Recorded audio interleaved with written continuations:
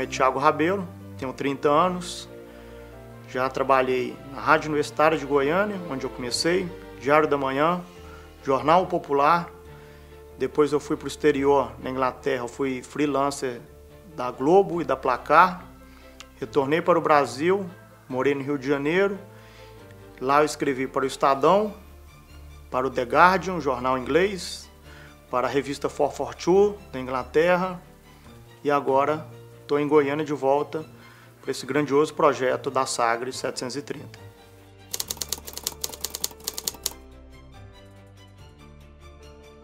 Eu defini que queria ser jornalista em 2000.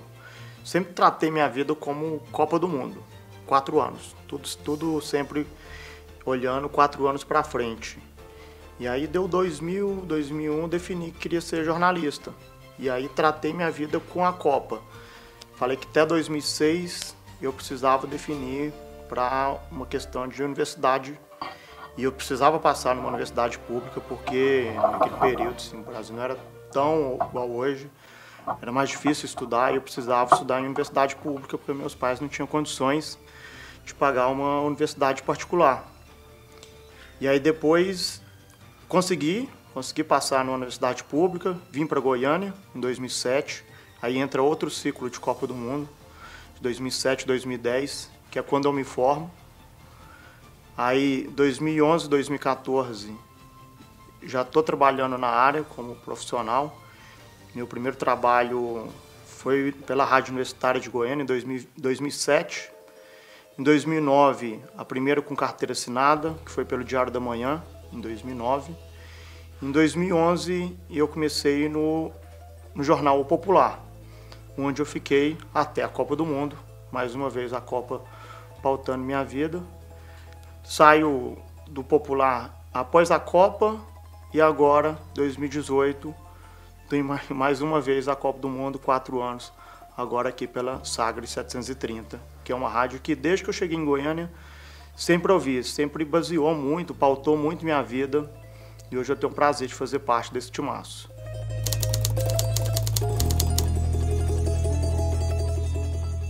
Minha mãe detestou. Minha mãe odeia essa história de jornalismo. Primeira coisa que ela falou, quando eu falei pra ela, eu falei, mãe, eu vou ser jornalista. Ela, não, faz direito.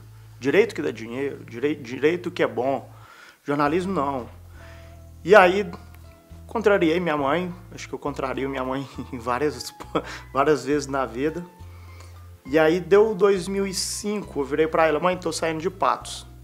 Vou morar fora, vou morar em Brasília. Ela, não, faz não, fica aqui em Patos, cidade boa, Brasília não tá com nada não. Eu falei, não, tô indo pra Brasília, minha tia vai me ajudar a morar lá.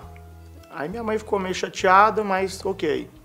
Aí em 2007 vim pra Goiânia, ela não falou nada. Só que desde que eu entrei na faculdade, eu falei pra minha mãe, eu vou morar fora. Quando acabar minha faculdade, eu quero morar no Rio de Janeiro, porque eu quero ter essa experiência de morar ou no Rio ou em São Paulo. E ela, não, Rio de Janeiro não, Rio de Janeiro é muita dor de cabeça, lugar muito perigoso, Rio de Janeiro não tá com nada não. Aí eu falei, não mãe, um dia eu vou morar no Rio de Janeiro. Aí deu 2014, assim que acabou a Copa do Mundo, eu ganhei uma grana de um trabalho paralelo na política, e aí liguei pra minha mãe, falei, mãe, defini que eu vou fazer da vida. Ela, o quê? Eu falei, vou morar no exterior. Tô indo pra Inglaterra. Ela, não, meu filho, não faz isso não, Inglaterra não, tá louco. Você não vai pro Rio de Janeiro? Rio de Janeiro é um lugar muito melhor. Eu falei, ué, mas você falou que Rio de Janeiro era um lugar perigoso, que não podia, que era violento. Ela, mas você nunca falou que ia pra Inglaterra também, né? Aí ela ficou contrariada mais uma vez, mas fui pra Inglaterra. Aí depois retornei. E quando eu retorno para o Rio de Janeiro. Fiquei lá por 2 anos, 2 anos e meio, 3. E agora estou de volta aqui a Goiânia, de volta a uma casa, assim, tipo, é mesmo lugar que eu tenho muitos amigos, que é a 730, mas é engraçado, assim, tanto que eu contrariei um pouco minha mãe essa vida inteira.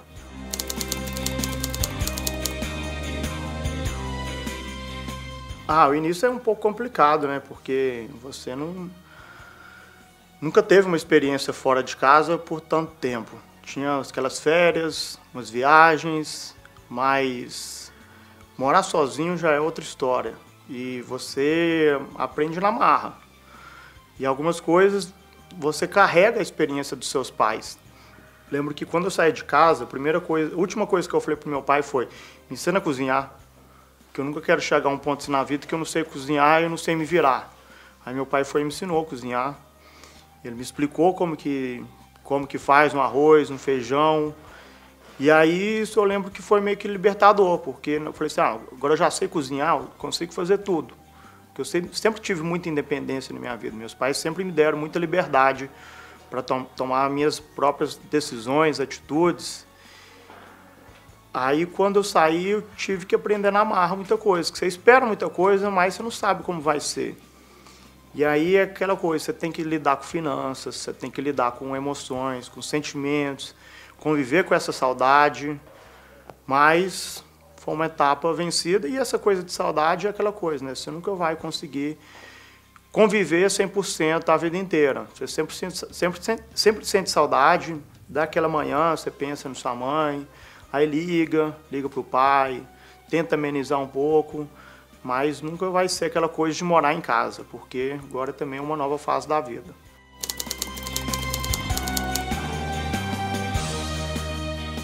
Às vezes eles ficam até assustados, né? Como que a vida se transformou, porque eu era nada mais que um garoto de Patos de Minas, sem muita projeção.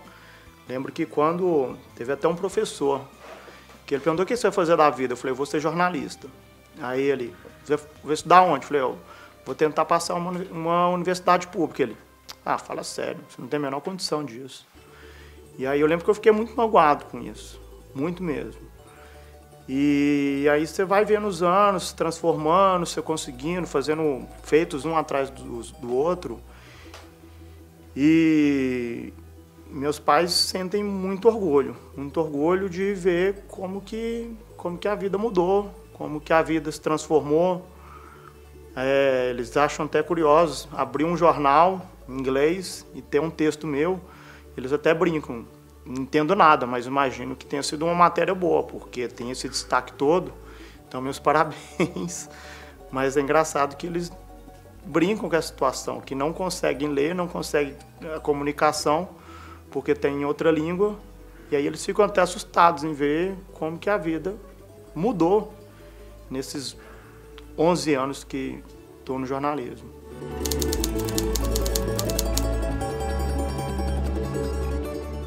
Bem, um projeto de vida, porque eu só entrei no jornalismo por causa da Copa do Mundo. Acho que tem diferentes níveis cada profissão. E o de jornalismo, de esporte, quem mexe com esporte, a Copa do Mundo tem de ser uma obsessão. E eu sou obcecado com Copa. A Copa do Mundo, acho que é o lugar que está as grandes coberturas, as grandes pessoas, as grandes histórias. E aí, quando eu vejo que eu estou indo para a minha segunda Copa do Mundo, poder trabalhar, poder atuar, e por um veículo de expressão, bate uma coisa que não dá para explicar. Estou pensando aqui uma palavra ideal para isso, mas acho que Copa do Mundo é uma palavra já que expressa todo o sentimento. É algo inexplicável e vai ser muito interessante essa Copa do Mundo.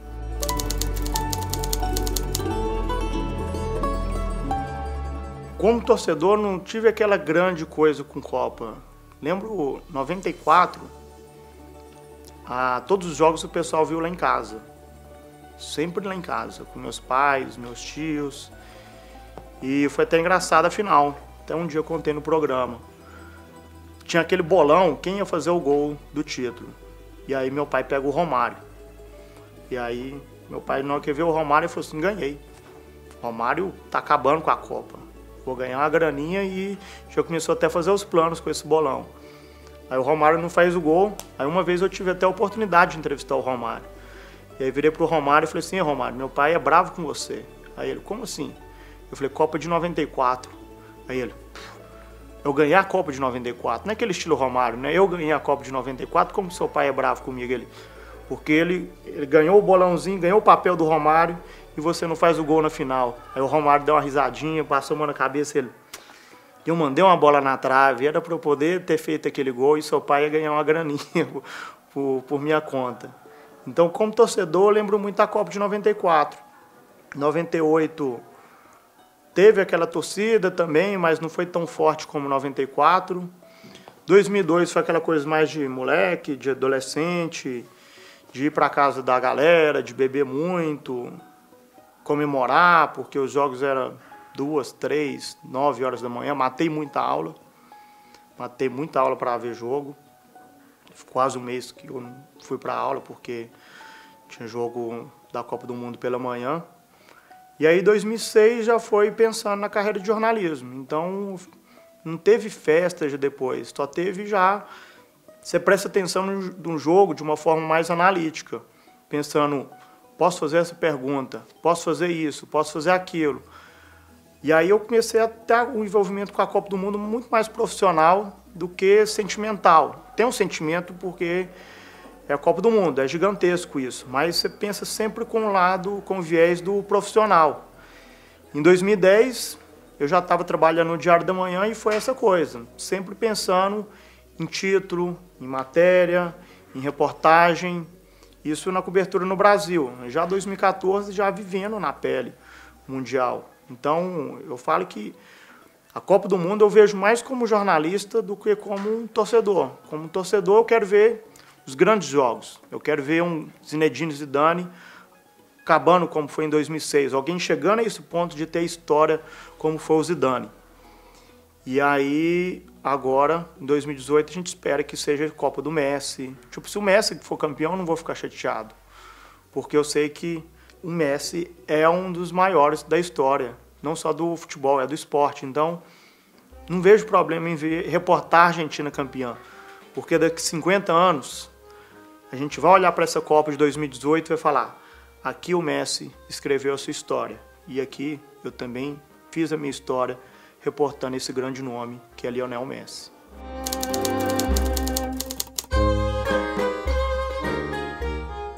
Taffarel. É incrível como o Taffarel é importante para o futebol brasileiro. 94, eu molecaço, tinha meus 6, 7 anos, e aquele grito do Galvão, sai que é sua, Taffarel, ecoava pelas ruas. Todo mundo falava, sai que é sua, Taffarel. E esse grito, sai que é sua, Taffarel, entra na brincadeira, porque o Taffarel não saía do gol. E o Galvão desesperava ele, sai que é sua, Taffarel. E na hora que o Taffarel começou a sair, ele se empolgou e virou um bordão da Copa do Mundo. E bordão da seleção brasileira. A gente lembra de seleção brasileira, lembra de goleiro, já vem o Taffarel. E eu sempre fui muito fã do Taffarel. Quando eu era pequeno, o Atlético, eu sempre ia no aeroporto receber Cruzeiro e Atlético lá em Minas. Quando eles iam jogar contra o RT, que é meu time, e contra o Mamoré, que é o time rival. E quando o Taffarel foi, eu lembro que foi um dos maiores, assim. Foi um momento emblemático. Porque eu via ele tetracampeão. Eu via ele como um herói da minha infância. E eu, com 8 anos, eu fui e tirei uma foto com o Taffarel. Tinha um autógrafo do Taffarel e tirei a foto com ele. Tem reveladinha essa foto lá em casa. E em 2014, antes da Copa do Mundo, eu fui a Londres. E aí eu fiz uma entrevista exclusiva com o Taffarel. A entrevista durou 50 minutos, uma hora. Acabou a entrevista, o Taffarel falou, ei, o que você está fazendo agora? Eu falei, nada. Ele, não, vamos acabar batendo papo aí. A gente ficou conversando por mais 1h30. E aí eu fui me encantando com esse personagem que é o Taffarel. E aí eu virei até pra ele depois e falei assim, Taffarel, pô, que massa tá aqui você, porque você foi um herói meu de infância, meu ídolo de infância.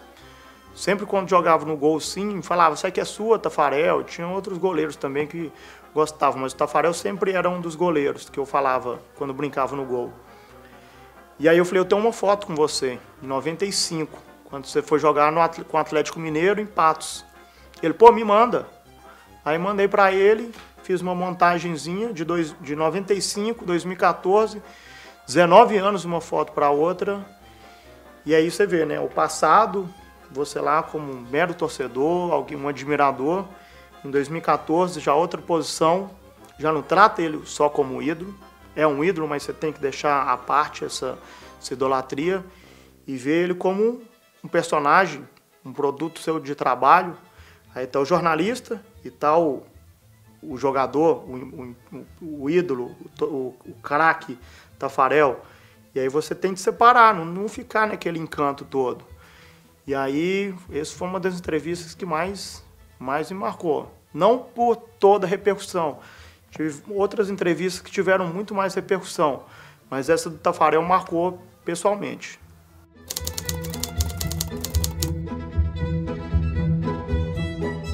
No rádio, você tem que ter uma sensibilidade que não existe igual.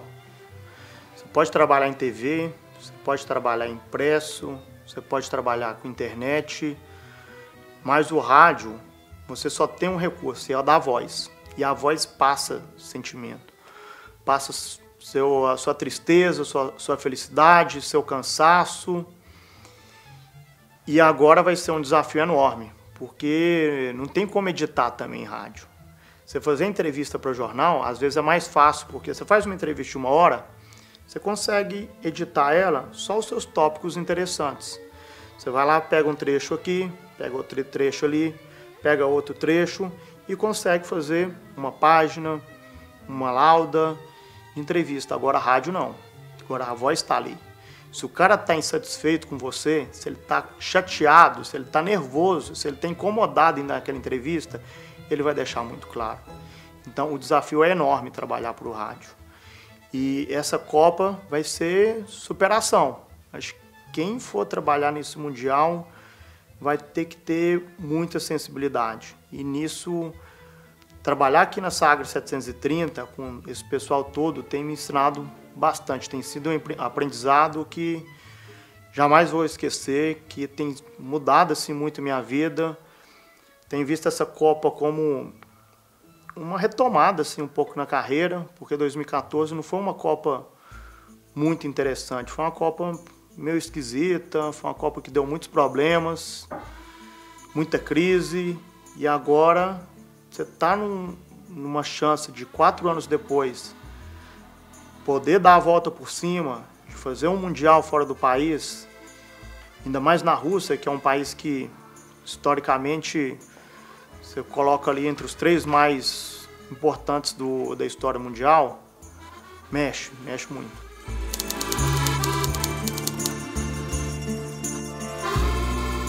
Espero contar umas histórias muito loucas, porque Copa do Mundo é loucura e você nunca sabe o que vai acontecer.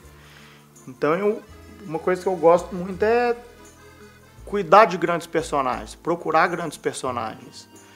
E aí você tem que estar atento, tem que estar observando tudo, saber tudo que está acontecendo. Lembro de uma das grandes histórias da Copa do Mundo do Brasil, foi o Mario Balotelli, o italiano, porque ele era louco. E esses loucos sempre me motivaram, sempre me cativaram muito mesmo. Tanto que se eu pudesse escolher uma personalidade para entrevistar, seria Diego Armando Maradona. Acho o Pelé maior, isso é incontestável, mas para entrevistar o Maradona é um personagem que me fascina muito mais, porque eu nunca sei o que vou esperar do Maradona. Já do Pelé eu sei que vai vir aquela resposta burocrática, sempre em cima do muro, aquela coisa que o Pelé sabe, porque ele é um gentleman. Já o Maradona não, é um louco. E o louco, para quem é jornalista, o louco é fascinante. Então eu espero encontrar várias histórias desse jeito, quem sabe Luis Soares, com toda a sua loucura, que talvez seja um dos grandes personagens desse Mundial. Espero então ter grandes histórias para contar daqui a 50 anos.